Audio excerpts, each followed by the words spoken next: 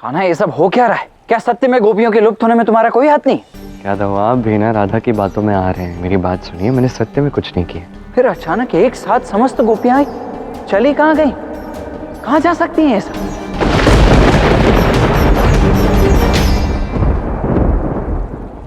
चिंता मत कीजिए दाऊ, हर समस्या का समाधान होता है।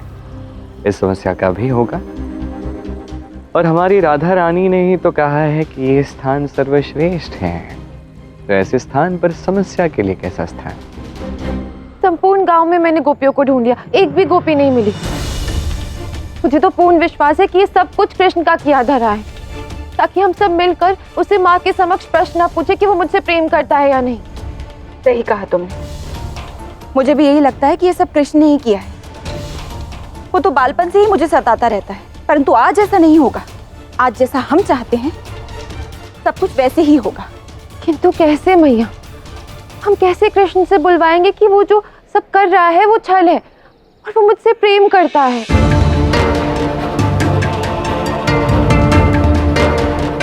वृंदावन की सखियां न सही, यदि केवल अष्ट सखियां प्रमाण के रूप में ये स्वीकार लेती हैं और कीर्तिदा से कह दें कि उन्होंने स्वयं कान्हा को तुम्हारे प्रति अपना प्रेम स्वीकार करते हुए देखा है, तो वो भी पर्याप्त होगा। राधा, तुम केवल अपनी सखियों को बुला लाओ, हम अभी चलकर कीर्तिदा से बात करते हैं। उन्हें तो मैं पहले ही माँ के पास जाने के लिए कह चुकी हूँ, वो बस पहुँचती ही होंगी। तो फिर चलो, हम भी घर लौटते हैं। आज मैं कान्हा की मनमानी चलने नहीं दूंगी। चलो। सृष्टि के रचयिता के मान का मूल्य तो चुकाना ही होगा, चाहे वो राधा रानी ही क्यों ना हो। और अब ना तो अष्ट सखियां घर पहुंचेंगी और ना ही राधा और कृष्ण के विवाह की बात आगे बढ़ेगी।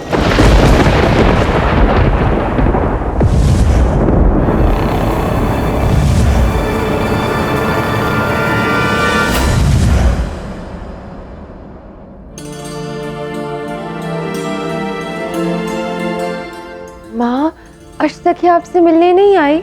नहीं तो राधा, क्यों, क्या हुआ? तुम जाके ढूंढो उन्हें, तब तक मैं कीर्तिदा से बात करती हूँ। जी। कीर्तिदा, तुमसे एक महत्वपूर्ण बात करनी थी। बैठिए ना। मुझे तुमसे राधा के विवाह के विषय में बात करनी थी। हाँ जीजी, बताइए ना। कीर्तिदा, तुमने मुझसे कहा था ना कि यदि मेरी दृष्टि में राधा के लिए एक योग्य और अच्छा वर हो तो मैं तुम्हें अवश्य बताऊं। बस उसी विषय में बात करनी थी तुमसे। जीजी, आपको लड़का मिल भी गया? बताइए ना जीजी, कौन है वो? अरे नहीं नहीं, मैं नहीं, अष्ट सखियां स्वयं तुम्हें बताएंगी कि वो कौन है।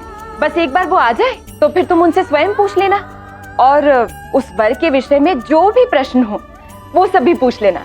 मुझसे तो प्रतीक्षा ही नहीं होगी। ये अष्ट सखियां है कहाँ?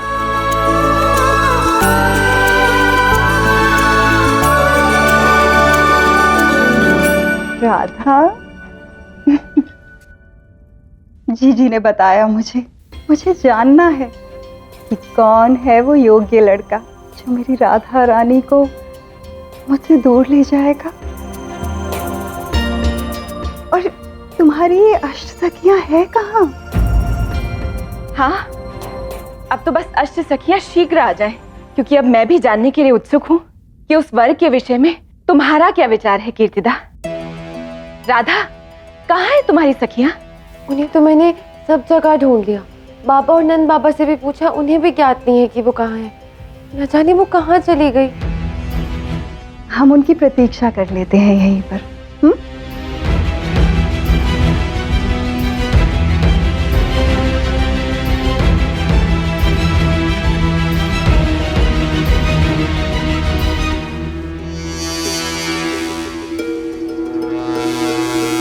जीजी, राधा, मुझे भोजन भी बनाना है, बहुत विलंब हो गया है। पता नहीं है अष्ट सखियां कहाँ रह गई।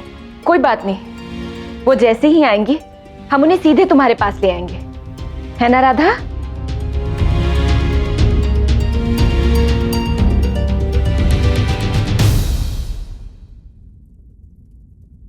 तुम्हारे हृदय की दशा का अनुमान है मुझे राधा। कीर्तिदा के समक्ष तुम्हारे मुख पर ये जो प्रसन्नता का भाव दिख रहा था, उसके पीछे छुपा दुख मुझे स्पष्ट दिखाई दे रहा है। अब तुम्हें कान्हा से कुछ भी कहने की कोई आवश्यकता नहीं। जो कहना है मैं कहूंगी। चलो।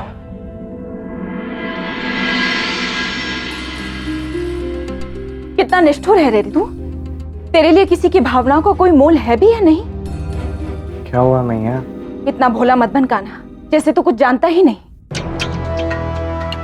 मैं बार बार तेरी शरारतों के लिए तुझे क्षमा कर देती हूँ, परंतु इस बार तूने सारी सीमाएं लांघ दी हैं। इस बार तू जो खेल खेल रहा है ना कान्हा, वो लोगों की भावनाओं के साथ खेल रहा है और ये उचित नहीं है। तो मैया बस।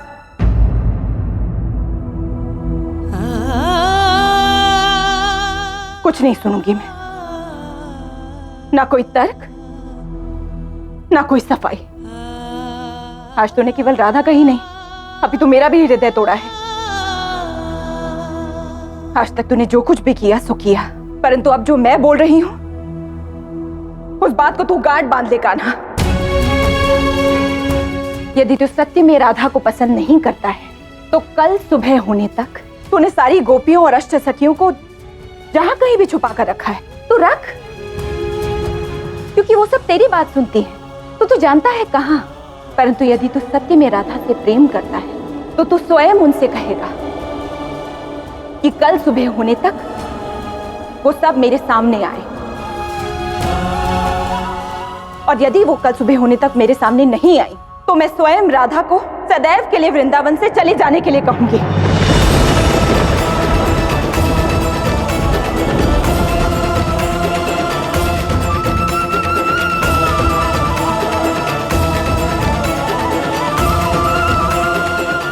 राधा की ओर क्या देख रहा है तू? हाँ, जब तू उसे पसंद ही नहीं करता तो तुझे तो कोई अंतर ही नहीं लगना चाहिए ना। वो यहाँ रहे या कहीं और तो रहने देना ये ढोंग। वैसे भी कल तो निर्णय हो ही जाएगा। या तो तू ये स्वीकार करेगा कि तू राधा से प्रेम करता है, अन्यथा राधा को वृंदावन त्यागना होगा सदैव के लिए।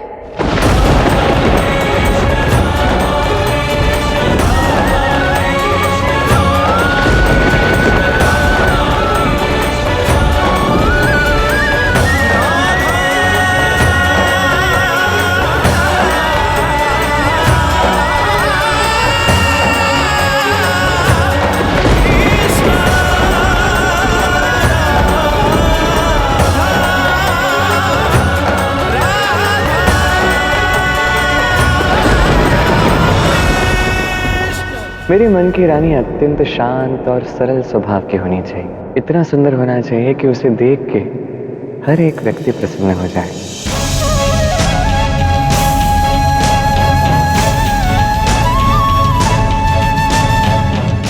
यदि कृष्ण को गौवंश के साथ दुर्व्यवहार करने के लिए दंडित किया जा रहा है तो ये दंड मुझे भी मिलना चाहिए। मैं भी कृष्ण के साथ वनवास जाऊंगी।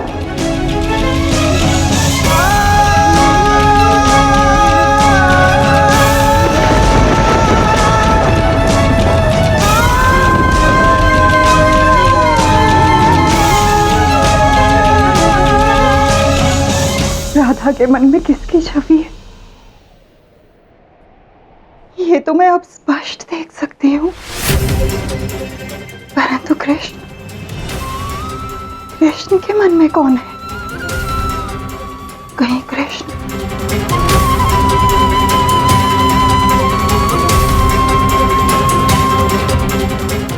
मुझे शीघ्र ही तारे से बात करनी होगी। ब्रह्मदेव, आप स्वयं को सर्वश्रेष्ठ सिद्ध करने के लिए जो कुछ भी कर रहे हैं उससे सभी को कष्ट हो रहा है प्रभु। श्री कृष्ण, देवी राधा, यशोदा मैया सभी के सभी दुखी हैं।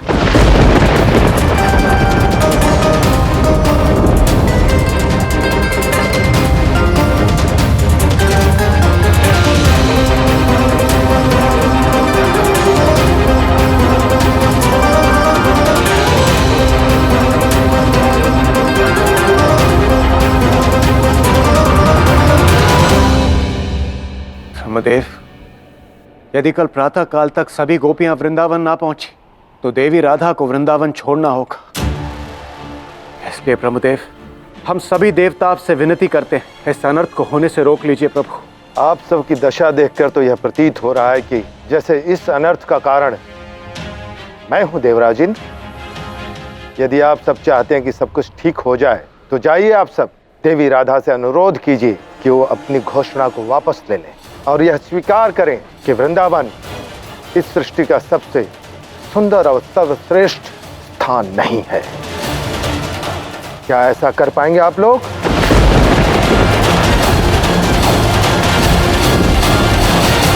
मुझे ज्ञात है देवराज इंद्र, आप सब भयभीत हैं। आप सबके भीतर साहस नहीं है देवी राधा को समझाने का। कदाचित यही उचित होगा कि आप सब बार बार मुझसे प्रार्थना न करें। मैं आपकी सहायता नहीं कर सकता।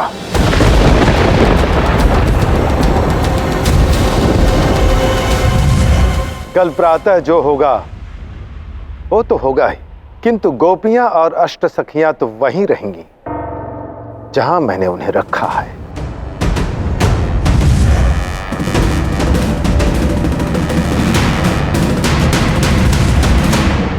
कृष्ण, कृष्ण, कृष्ण।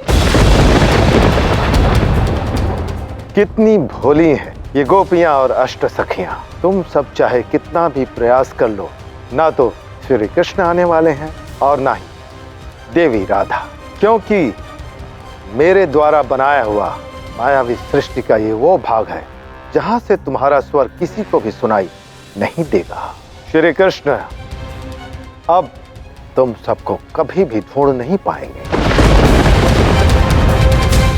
अब यदि देवी राधा अपने विवाह को सफल करने के लिए तुम सबकी सहायता चाहती हैं तो उन्हें मेरे समक्ष क्षमा याचना करनी ही होगी, और तब तक तुम सब मेरे द्वारा बनाई हुई मायावी दुनिया में ही रहोगी।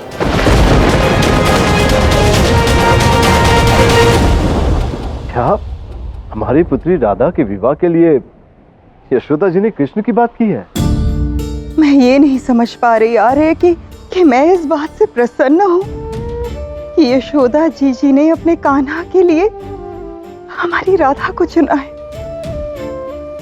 या फिर इस बात से चिंतित हो जाऊं कि न जाने कान्हा के मन में क्या है। क्या वो हमारी राधा को उस दृष्टि से देखता भी है या नहीं। तुम निराश मत हो कीर्तिदा, हमने अपनी पुत्री राधा को बड़े लाड प्यार से पाला है और हमारी राधा तो बहुत समझदार है, जो भी होगा उसे अपना लेगी। अब तो हमने सब कुछ महादेव पर छोड़ दिया है, जो उनकी इच्छा वही होगा। हाँ अरे किंतु यदि कान्हा ने। चिंता मत करो कीर्तिदा, सब ठीक हो जाएगा। देख रहे हैं आप महादेव, करनी ब्रह्मदेव की और उस करनी का कारण वृषभान जी आपकी इच्छा बता रहे हैं। अब ये तो भक्त की आस्था पर निर्भर करता है गौरी, इसमें अनुचित क्या? आपका तात्पर्य क्या है महादेव? देखो, वृषभान जी ने कहा कि जो कुछ भी हो रहा है वो मेरी इच्छा से हो रहा है, और मेरी इच्छा तो वही है जो मेरे आराध्य की इच्छा है। तो देखा जाए तो वृषभान जी का कथन पूर्ण रूप से असत्य भी नहीं है। बस महादेव, ये पहेलियां बस आप और आपके आराध्य कृष्ण मिलकर बुझाइए। मुझे केवल इस समस्या का समाधान चाहिए। यदि सुबह तक गोपियां और अष्टसखियां नहीं लौटी तो राधा वृंदावन से चली जाएगी, और मैं नहीं चाहती कि ऐसा हो। मैंने कहा ना, होगा वही जो श्री कृष्ण चाहेंगे। और वैसे भी अपनी मैया की बातों से आहत होकर श्री कृष्ण इस कहानी में एक नया मोड़ लाने वाले हैं।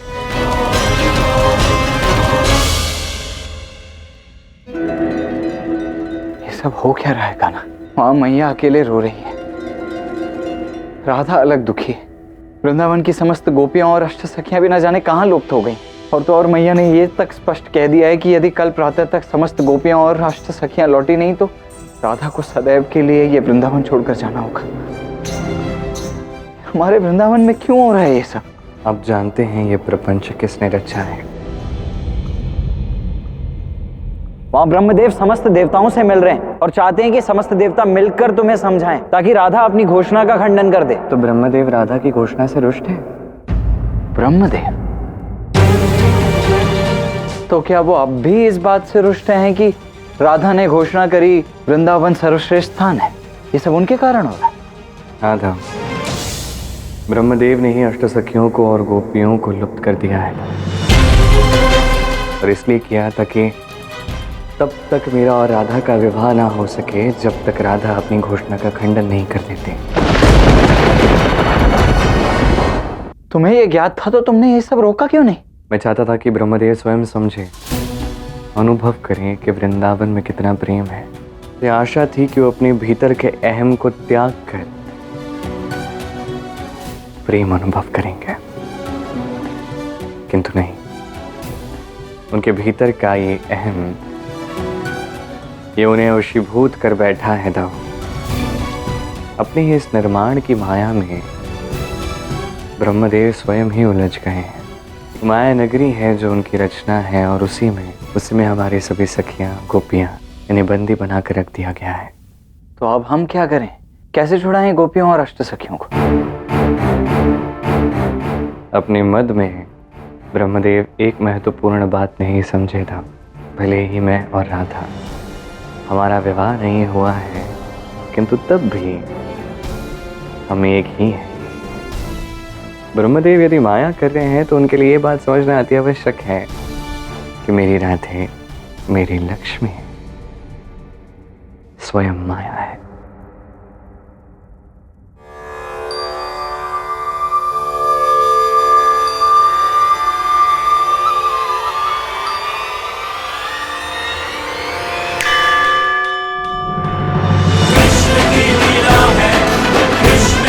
ये सब क्या हो रहा है?